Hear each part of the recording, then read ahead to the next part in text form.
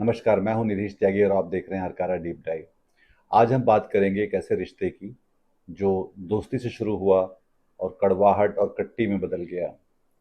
ये रिश्ता क्या कहलाता है जो डोनाल्ड ट्रंप और हमारे प्रधानमंत्री नरेंद्र मोदी के बीच रहा है, जिसकी शुरुआत बहुत अच्छी याराने दोस्ती के साथ शुरू हुई थी और वो बाद में अब एक अबोले की तरह में बदल चुकी है, जहाँ पर खीज और गुस्सा ज़्यादा दिखलाई पड़ता है।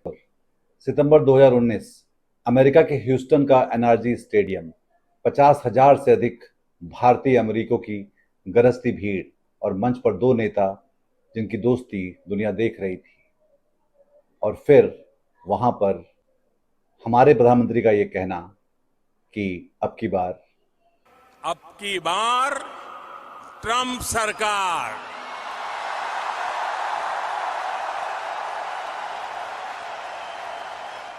हाउडी कार्यक्रम में प्रधानमंत्री मोदी ने अमेरिकी राष्ट्रपति को दिया भारतीय अंदाज में समर्थन और 50 लाख रुपए के तोहफे भी दिए। बदले में ट्रंप ने भी कहा आई लव हिंदू और उन्होंने भारतीय अमेरिकियों को के वोट साधने की कोशिश Big fan of Hindu, and I am a big fan of India. Big fan. Big fan. Let me start by stating right up front that if I'm elected president, the Indian and Hindu community will have a true friend in the White House. That I can guarantee you, that I can tell you. फरवरी 2020 अहमदाबाद के Motera stadium में 1 लाख से अधिक लोगों की भीड़ के सामने Trump ने भारत की संस्कृति और मोदी के नेतृत्व की जमकर तारीफ की। दुनिया को लगा कि ये दोस्ती अटूट है।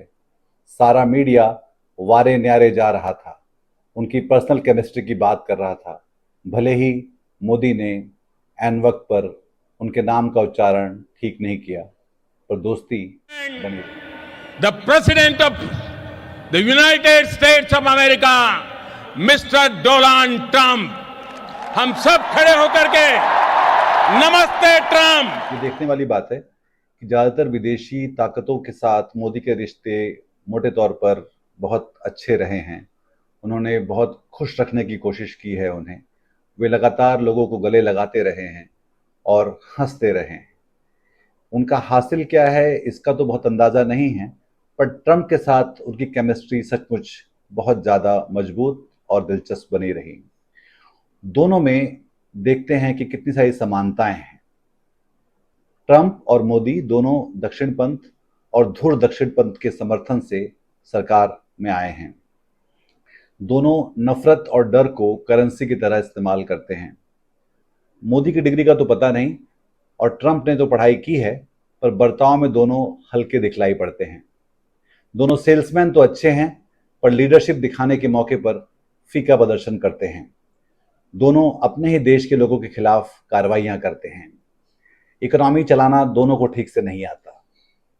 सपने दिखाने में दोनों माहिर हैं, और जब सपने टूट जाते हैं और सच नहीं होते तो वो उसकी जिम्मेदारी नहीं लेते। दोनों खास तरह के पूंजीपतियों के प्रति पक्षपात करते हैं। दोनों स्थापित नियमों से नहीं चलते, अपने हिसाब से नियम बनाते हैं। और दोनों को नोबेल शांति पुरस्कार पाने की इच्छा है। किसी छोटे से नगर में नाले के पास कोई चाय का ठेला लेकर के खड़ा रहता था और चाय बना करके बेचता था। अब इसके दिमाग में कोई विचार आया, उसने एक छोटी सी बर्तन को उल्टा करके उसमें छेद करके एक पाइप डाल दी और जो गटर से गैस निकलता था वो पाइपलाइन से उसके अपने चाय के ठेले में ले लिया और वो चाय बनाने के लिए उसी गैस का उपयोग कर करके चाय बनाता था। सिंपल सी टेक्नोलॉजी। जाहिर है इतनी समानताओं के साथ ये जोड़ी जमने ही वाली थी। ट्रंप जब बीच में नहीं थे तो बाइडेन और कमला हैरिस के समय मोदी के अमेरिका से रिश्ते थोड़े से असहज थे। हालांकि अमेरिका और भारत के संबंध न सिर्फ बढ़ते रहे और वो विकसित भी होते रहे। हालांकि भारत में सांप्रदायिकता को लेकर और अडानी को लेकर इस बीच कई सारे सवाल खड़े हुए, जिसको लेकर मोदी की असहजता थोड़ी सी बढ़ी। ऐसे में ट्रंप का आना एक खुशखबरी की तरह था। जिन लोगों ने सबसे पहले लपक कर ट्रंप को बधाई दी, मोदी उनमें सबसे आगे थे। फिर अगली फुर्सत में मोदी उनसे मिल भी आए।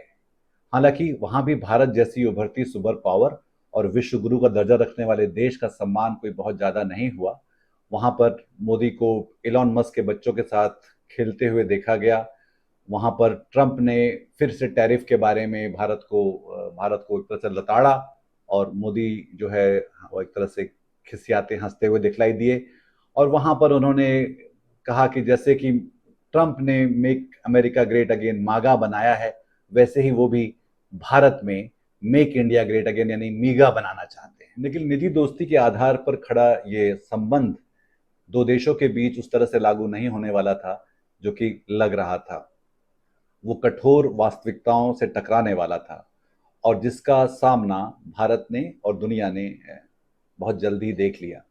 जैसे ही पहलगाम में आतंकवादी हमले हुए, कुछ ही दिनों बाद भारत ने ऑपरेशन सिंदूर के नाम से पाकिस्तान पर हमला कर दिया। 7 दिन हमला चलने के बाद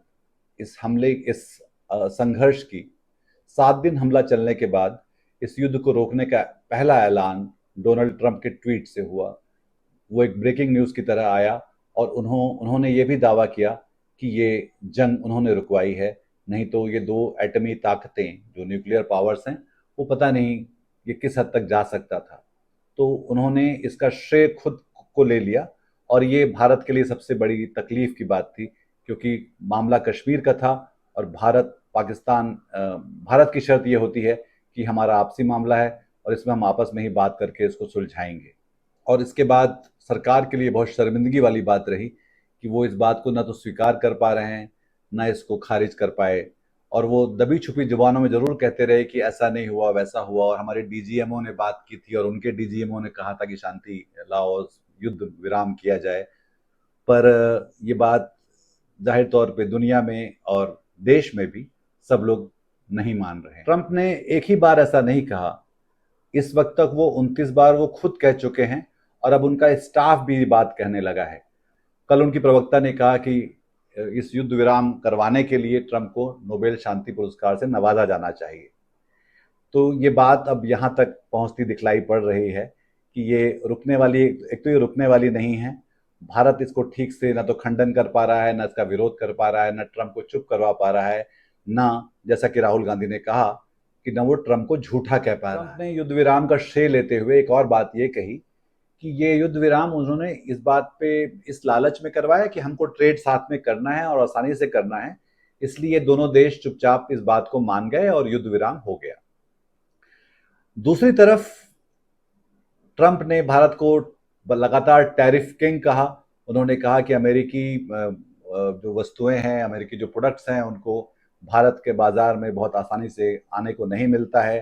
भारत उनके लिए खासी अड़चनें खड़ी करता है और जिसके कारण वो इस बात का बदला लेंगे और वो जवाबी टैरिफ लगाएंगे। और फिर आज 1 अगस्त को जब हम ये बात कर रहे हैं तो आज से 25% टैरिफ तो लागू हो ही गया है।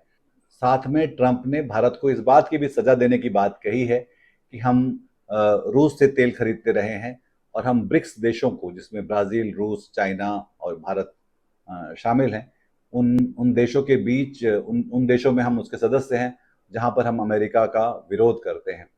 तो दोनों तरह की सजा इसमें मिल रही है भारत को कि आप एक तरफ से सामरिक उसमें मैं मध्यस्थता कर रहा हूं और आपकी जो संप्रभुता पे चुनौती दे रहा हूं, आपकी जो विदेशी नीति है उसको लेकर मैं सवाल उठा रहा हूं।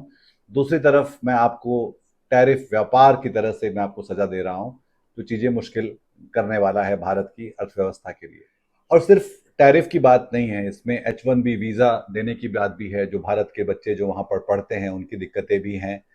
साथ में इसमें जो जख्मों पे नमक छिड़कने का काम इस बात ने भी किया कि ट्रंप पाकिस्तान के आर्मी सेना प्रमुख को लंच पर ले गए और वहां पे उन्होंने 2 घंटे बात की। फिर उन्होंने ये कहा कि मैं उनको धन्यवाद देना चाहता था कि मेरे कहने पर उन्होंने युद्ध रोक दिया। तो जैसे कि ये इसमें जो गलती है वो हमारी है, पाकिस्तान की इसमें कोई भी गलती नहीं है। Reason I had him here, I wanted to thank him for not going into the war, just ending the war, and I want to thank, as you know, Prime Minister Modi just left just a little while ago. that's left, and we're working a trade deal with India. We're working a trade deal with Pakistan, and they were both here. But I was with Modi a few weeks ago. He was here actually. तो भारत जो लगातार ये बात कहता रहा है कि ये पाकिस्तान हमारे यहाँ आतंकवाद फैलाता है, तो दुनिया ने ये कहा है कि हाँ, आतंकवाद नहीं होना चाहिए और उसका विरोध होना चाहिए, पर उसमें कोई भी देश दुनिया में ऐसा नहीं निकला जो किसने पाकिस्तान की खुले तौर पर निंदा की और उनको जिम्मेदार ठहराया इसके लिए।